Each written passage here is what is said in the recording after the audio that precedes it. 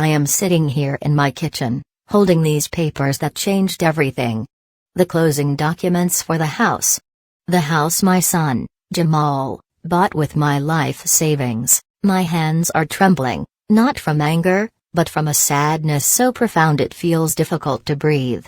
I have just discovered something I never could have imagined. My bedroom door is ajar, and I can hear every word of the phone call Jamal is having with his wife, Kesha. His voice is effervescent with excitement, meticulously planning their future. Our future. Or rather, their future. Yeah, baby. Everything's all set. The papers came in today. The house is officially ours. I hear him laugh, that same, rich laugh that used to fill me with incandescent joy when he was a boy. Your mama is going to be so happy to live with us. Finally, Miss Cynthia will have her own room with a view of the garden, just like she always wanted. My heart doesn't just sink, it stops. Miss Cynthia, his mother-in-law, Kesha's mother, is going to live in the house I paid for. The house where I believed I would have my place, my sanctuary, my family, and me, Jamal. I whisper aloud, knowing he cannot hear me. What about me? I continue to listen, a captive audience to my own heartbreak. Nah, baby, we already talked about this. My mom's fine in her apartment. Besides, you know how she is. She always finds something to fuss about. It's better this way. More peaceful for everyone. Us, the kids, and your mom. A real family, a real family. The words pierce my chest like ice-cold needles. I, who sacrificed my entire life's savings, who sold my own mother's jewelry, who mortgaged my financial peace of mind so he could have this foundation. I am not part of their real family. I close my eyes, and memories crash over me like relentless waves. It was 6 months ago when Jamal came to me with that sad puppy dog face he expertly conjures when he needs something. He sat right where his phone is now, at this very kitchen table, and unfurled his dream. Mama, I found the perfect house. It's everything Kesha and I ever dreamed of. 3 bedrooms, a yard for the kids, in a nice neighborhood. But I need your help. I just need $20,000 for the down payment. I promise I'll pay you back in 2 years, Mama. And of course, you'll always have a place with us. You'll always have a place with us. Those were his exact words. I remember them because I wrote them down that night in my journal. I was so elated I couldn't sleep. Finally, after years of feeling like a perpetual visitor in my son's life, I would have a home, a place to grow old, surrounded by the laughter of my grandchildren, the warmth of family dinners, the glow of holiday gatherings. Jamal, baby, did you tell your mom about the plans yet? Kesha's voice slices through the phone line like a shard of glass. What plans, baby? The plans? That she's not moving in with us? That the house is just for the 3 of us adults and the kids? You know, my mom needs her peace. And we already talked about how your mom can be hard to live with, me. The woman who has lived 69 years without bothering a soul. Who raised this man single-handedly after his father left us. Who worked double shifts to put him through college. Who never asked for anything in return. I am hard to live with. No, I haven't told her yet, Jamal says, his tone dismissive. I figured we could talk about it after the move. You know how she gets when things change. You know how she gets. They are discussing me as if I am a difficult child, not the woman who is handing them the keys to their dream. I rise from my chair in silence and walk to the window. Outside, it is raining. The drops slide down the glass like the tears I will not allow myself to cry. 25 years working as a secretary in that drab, beige office. 25 years of saving every single dollar, denying myself small luxuries, buying clothes from the clearance rack, dutifully packing my lunch, all so I would have something to leave my son. So I would have security in my old age. So I would not be a burden.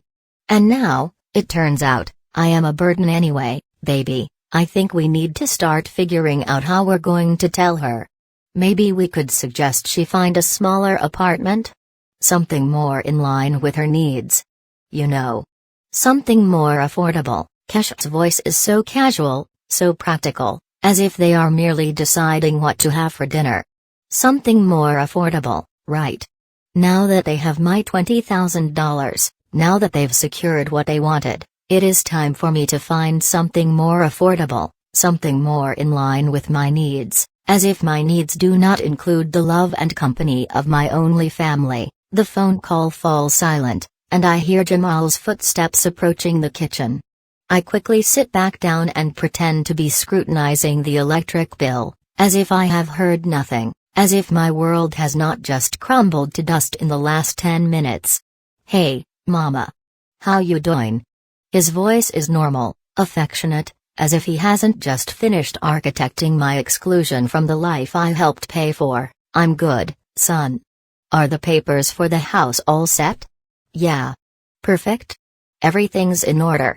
We'll be able to move in soon and start a new chapter for him. For Kesha. For Miss Cynthia. For his kids. A new chapter where I do not exist." "That's good, son," I say, my voice a placid lake. "I'm happy for you." He smiles and leans in to kiss my forehead, a gesture that once filled me with boundless tenderness but now feels like a mockery, the kiss of Judas. "Thanks for everything, Mama. You know this wouldn't have been possible without you, without me. But also, apparently, without me in the future." The irony is a bitter pill. When he leaves, I am alone again with these papers in my hands. The documents certify that my son now owns a $150,000 house, of which $20,000 came directly from my life's blood, a house where his mother-in-law will have the room with the garden view that I had meticulously dreamed of for myself. I carefully fold the papers and place them in the kitchen drawer. The same drawer where I keep bills, medical prescriptions, and now, it seems, my surrendered dignity, but something is shifting inside me. Something cold and clear, like the water tracing patterns on the window pane. For the first time in years, I do not feel like crying. I feel like acting. That night, I cannot sleep. I lie awake, staring at the ceiling, retracing all the times I should have seen the signs, all the times Jamal and Kesha treated me as an afterthought, and I justified it, telling myself they were simply busy with their own lives. All the times they borrowed money and never paid back a single cent, while I called it helping family. I get up at 5 in the morning, as usual, but this time it is not out of habit. It is because I have things to do. Important things that cannot wait. I make my coffee in the profound silence and sit at the kitchen table with my old, leather-bound notebook. It is where I usually document my monthly expenses, but today, I am writing something different. I am compiling a ledger of every dollar I have given Jamal over the last 5 years. Every loan, every bit of help, every emergency that was never repaid. The list unfurls, longer and more damning than I anticipated. $2,000 for the used car, $800 to fix the transmission. $10,000 for the kids' private school uniforms and supplies. $700 for Kesha's dentist. $3,000 to cover their credit card debt. $500 here, $300 there. And now, the $20,000 for the house. The total sum makes me dizzy. $48,300.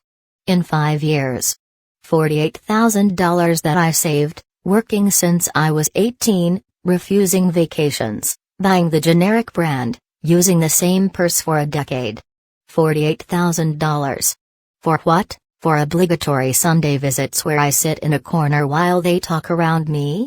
For grandchildren who barely know me because Grandma Dolores is so boring? For being excluded from birthdays and graduations because we don't want to inconvenience you, Mama, we know you don't like to go out. I close the notebook with a definitive thud and walk to my bedroom.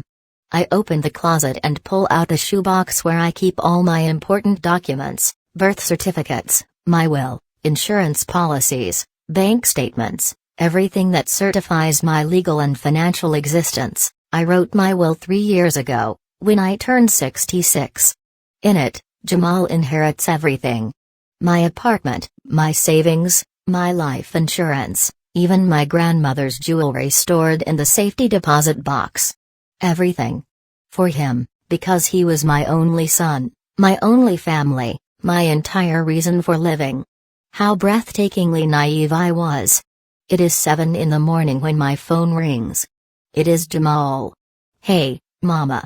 How you doing this morning? I'm doing well, son, I say, my voice sounding normal, but inside, it feels as though another person is speaking.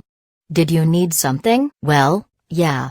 Kesha and I were talking last night, and we were wondering if you could help us out with a little something. You know, with the move, there are some extra expenses we didn't account for. More money. It is always more money. How much do you need? Just 3,000, Mama. For the movers, some furniture. We need paint for the rooms, you know, just to get the house perfect for when we move in next week. Next week? He is moving next week. And he hadn't even told me when. He hadn't even invited me to see the house I paid for. Jamal, can I ask you something? Sure, Mama. Anything you want. When do I get to see the house? Silence. A silence so protracted I momentarily think the call has dropped. Well, Mama, the house is still getting some minor work done. When everything's ready, we'll take you over there to see it. You don't want to see it all messy, do you? And when am I going to move in with you? Another silence, even heavier and longer than the last. Mama. About that. Kesha and I have been talking, and we think maybe it would be better for you to stay in your apartment for now. You know, until we see how we adjust to the new house. The kids are going to be nervous with the change, and Kesha is stressed with her new job. Her new job? Yeah. I didn't tell you. She got a position at an accounting firm. They're going to pay her real good. Almost $2,000 a month, $2,000 a month. Kesha is now making $2,000 a month, but they still need my $3,000 for the move, my $3,000, which I would have to extract from my savings, the savings I have been living on, with a $700 monthly pension. Jamal, I say again, the name feeling foreign on my tongue, I need to think about the $3,000. Think about it, Mama. You've never had to think before when I asked for help. Is everything okay?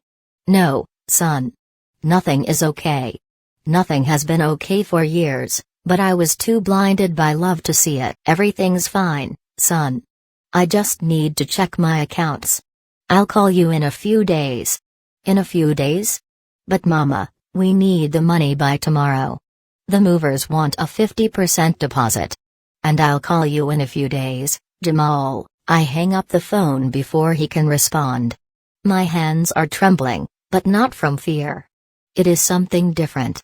It is determination. I walk to my old computer, the one Jamal helped me set up 2 years ago so I wouldn't feel so lonely, Mama. I turn it on and wait with uncharacteristic patience for it to load. I am not great with technology, but I know the basics. I know how to log into my online bank account. There it is. My savings. After giving him the $20,000 for the house, I have exactly $2,300 left, $300 standing between me and total destitution, between me and depending completely on a son who plans to relegate me to the outskirts of his life as soon as he is settled. I pick up my phone and dial the bank's number. Good morning, National Bank. How can I help you? Good morning. I need to speak with someone regarding my savings account. I want to make some important changes. Certainly, ma'am. Could you please provide your account number and your full name? As I recite my information, I feel something I haven't felt in years: control. For the first time in a long time, I am the one making the decisions about my money, my life, my future. How can we help you today, Miss Jones? I want to remove my son as an authorized beneficiary on my account. I also want to cancel the additional debit card that is in his name. I understand. Is there a particular reason? Yes, there is. The reason is that I've just discovered I've been financing my own exclusion. That every dollar I've given has been an investment in my own future loneliness. Aloud, I simply say, personal changes in my family situation. Very well, Miss Jones. I'll process these changes immediately. Anything else I can help you with? Yes. I want to know about my options for changing my will. The bank offers that service. We have agreements with attorneys who specialize in estate law. Would you be interested in having us send you some information? Yes, please. Send it to my registered address. When I hang up the phone, I feel fundamentally different. As if I have taken the first step on a new path, one I don't yet fully see, but know I must walk. My phone rings again. It is Jamal, of course. Mama, did we get disconnected? What happened? We didn't get disconnected, son. I told you I'd call you in a few days. But Mama, I need to know if you're going to help me with the 3,000. The movers are already pressuring me, and Jamal, have you ever wondered if I needed help with anything? What? What are you talking about, Mama? I'm worried about you. Are you feeling okay? You want me to come over there? It's not necessary, son. I just need some time to think. Time to think? Mama, I'm only asking for $3,000. It's nothing major. You've always helped me. I have always helped you. That's true. But when was the last time he helped me? I'll call you when I have an answer, Jamal. Mama, seriously, you're scaring me. You've never been like this before. I've never been like this because I've never been so clear about what has been happening. Because I've never felt this potent alchemy of pain and clarity, giving me the strength to do what I should have done years ago. Have a good day, son. I hang up again, and this time, I turn my phone completely off. I sit in my living room, enveloped by the silence of my apartment. But for the first time in years, that silence is not painful, it is a silence pregnant with possibilities, with decisions waiting to be made. I look at my hands, these 69-year-old hands that have worked so hard, that have given so much, and I make a promise to myself. They will not give another dollar without receiving respect in return. Over the next 3 days, my phone does not stop ringing. Jamal calls me every 2 hours. Then, Kesha joins the chorus. After that, even the kids leave me voicemails, asking why I'm not answering. But I keep the phone off. I need the silence to think, to plan, to truly understand the landscape of my new reality. On Wednesday morning, I decide to turn the phone on just to check the messages. 27 missed calls. 15 text messages. I read them one by one, and each one confirms the righteousness of my decision. Mama, I'm worried. Please call me. Jamal. 7:30 a.m. Tuesday, Dolores, it's Kesha. Jamal is really nervous. Is everything okay with you? 11:15 a.m. Tuesday, Mama, the movers need the money today. I can't wait any longer. Jamal, 2:45 p.m. Tuesday, If you don't call me today, I'm coming over to your apartment. Jamal, 8:20 p.m. Tuesday, Grandma, Dad says you're sick. Are you okay, my grandson, 8-year-old DeAndre? Asking about me because his father told him I was sick. Because for Jamal, the only explanation for my not immediately capitulating is that I must be ill, but the message that hurts the most, and simultaneously gives me the most crystalline clarity, is the last one, sent early this morning. Mama, if this is about the house, we can talk. Maybe we can find a solution for you to have your space, too. But I need you to help me with the move first. Then we'll fix the other stuff. Jamal, 6:30 a.m. today, then we'll fix the other stuff. The other stuff is me. My place in their lives, my right to be in the house I financed, my dignity as a mother and a human being. All of that is the other stuff that can be dealt with later. Once he gets what he needs. I get dressed carefully. I brush my hair and put on a little makeup. Today, I am going out, and I have several important appointments.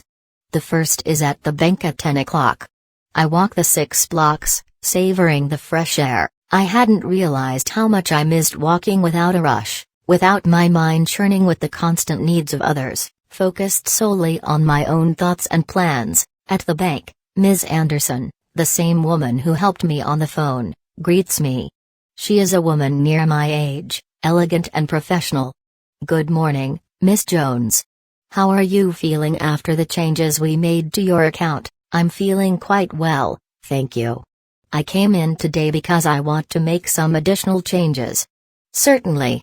What can I help you with?" "I want to open a new savings account, completely separate from my current one. And I want to transfer $10,000 from my main account to this new account." "Any particular reason?" "Let's just say I want to have better stewardship over my personal finances." Miss Anderson nods, a flicker of understanding in her eyes. She has undoubtedly seen this before. Older women who need to protect their savings from family members who view them as an unlimited resource. An excellent decision, Miss Jones.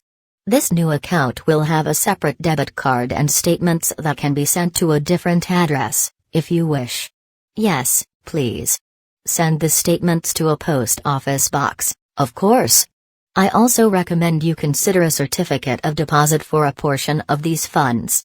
The interest is better, and the money will be more secure." I leave the bank feeling a layer of ease settle over me. $10,000 is now in an account only I know about. Money Jamal cannot see. Money he cannot ask to borrow. Money that guarantees me a small fortress of security. My second appointment is at noon, at the office of the lawyer the bank recommended. Attorney Michael Carter has a small but tidy office and greets me with the patience of a man who understands that for people my age, legal matters can be intimidating. "Miss Jones, I understand you wish to review your current will." "Yes, counselor. I want to make some significant changes." I explain my situation to him objectively, without drama. I tell him about the $48,000, about the house, about Jamal's plans to exclude me after using my money. Attorney Carter listens without interruption, taking sparse notes. "Miss Jones, unfortunately, your case is not unique. I see similar situations with some frequency." "What specific changes did you want to make?" "I want my inheritance to be divided differently. A portion for Jamal, but I also want to leave sums to charities. Particularly those that help older women in vulnerable situations." "Do you have any specific organizations in mind?" "Not yet. Could you help me research some options?" "Of course. I also suggest we consider setting conditions for your son's inheritance." "What kind of conditions?" "For example, that he can only receive his portion if he fulfills certain commitments to you while you're alive. Medical care, regular visits, inclusion in important family decisions." The idea is intriguing but profoundly sad. Is this what family has come to? Legal contracts that force children to love and respect their parents? Let me think about that, counselor. "Of course. In the meantime, I'll prepare a draft with some basic changes. Does next week work for you to meet again?" When I leave the lawyer's office, it is 2 in the afternoon, and I am hungry. But instead of going home to make a sandwich, as I always do, I decide on a different course. I walk into a small diner and take a table by the window. I haven't eaten alone at a restaurant in years. Whenever I went out, it was with Jamal's family, and I was always the one who paid. Today, I order exactly what I crave: pan-seared salmon with roasted vegetables and a single glass of crisp white wine. The total is $35. Money that, before, would have seemed an unforgivable extravagance. Today, it feels like an investment in my own contentment. As I eat slowly, I watch the people passing on the street. Young couples with interlaced fingers, mothers pushing strollers, elderly folks walking with canes but with a determined step. Normal life. Normal people living their normal lives. And I realize, with a jolt, that I can have a normal life, too. A life where my decisions are not contingent upon the constant needs of others. My phone vibrates. A text from Jamal: "Mama, I can't take it anymore. I'm coming to your apartment at 4 p.m. We need to talk." I look at the time. 3:15. I have 45 minutes to get home and prepare for a conversation I know will be difficult, but for the first time, I am not afraid of it. I feel something akin to curiosity. I pay my bill, leave a generous tip, and walk out of the diner. The sun is shining, and for the first time in a long time, I feel its warmth on my skin as if it is meant for me, too. As I walk home, I rehearse what I will say to Jamal. I will not yell. I will not catalog his transgressions. I will not make a scene. I will simply tell him the truth. I will explain that I have made decisions about my life and my money, and that those decisions are final. I arrive at my apartment at 3:50. I have 10 minutes to prepare myself mentally and emotionally for what is to come. I sit in my favorite chair, the one by the window, and I wait, not with anxiety, but with the calm of someone who knows exactly what they are going to do. At 4 p.m., I hear footsteps in the hallway, followed by a firm, insistent, impatient knocking on my door. The knocks of someone accustomed to the door being opened immediately, to his needs being met without delay. I rise slowly, smooth my skirt, and walk to the door. Before I open it, I take a deep breath and remind myself, this is my house. This is my money. This is my life. And for the first time in years, I am going to act accordingly. I open the door. There stands Jamal. But he is not alone. Kesha is positioned behind him, wearing an expression I know well, the face she makes when she wants something but is pretending to be concerned for my well-being. They both look at me as if I am a lost child they have finally located. "Mama, thank God you're okay. We were so worried." Jamal moves to hug me, but the gesture is strained, performative. "Why weren't you answering the phone? Do you know how much you distressed us?" "Hello, Kesha," I say. She offers a tight, nervous nod. "I am not a child, Jamal.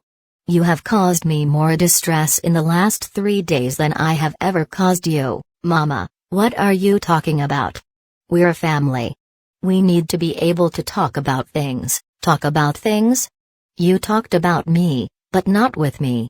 You talked about how I'm hard to live with, how you were going to put me in a more affordable apartment, all while using the money I gave you for your real family. You discussed me as if I were a burden. A complicated problem to be managed, not a person." Jamal's face loses all its color. He glances sideways at Kesha, who looks utterly horrified. "Mama, that's not what happened. We were just what, Jamal? Just planning to use me and then set me aside? The $20,000, Jamal. The $48,300 I have given you over the last 5 years. Did you believe it was an endless well? Did you think my love for you was a transaction? Something you could draw from indefinitely? Mama, please. I'm so sorry. I know we messed up. Kesha and I have been talking, and we've changed our minds. We want you to live with us. We'll make it work, I promise." "No, you won't," I say, my voice unnervingly calm. "You won't, because you only want me to live with you now that you believe you might lose something.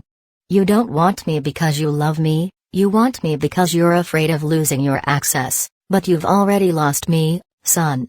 You lost me the moment you decided I wasn't part of your real family." He begins to cry. Great, heaving sobs. Kesha places a hand on his arm, trying to soothe him.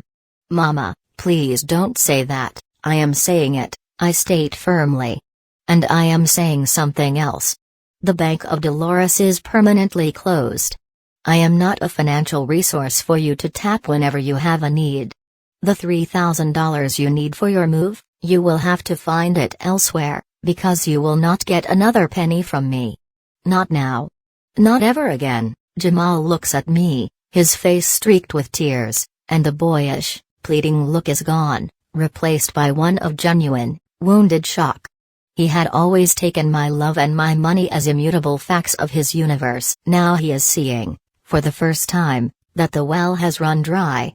I need you to leave now, I say, my voice trembling only slightly, yet holding its ground.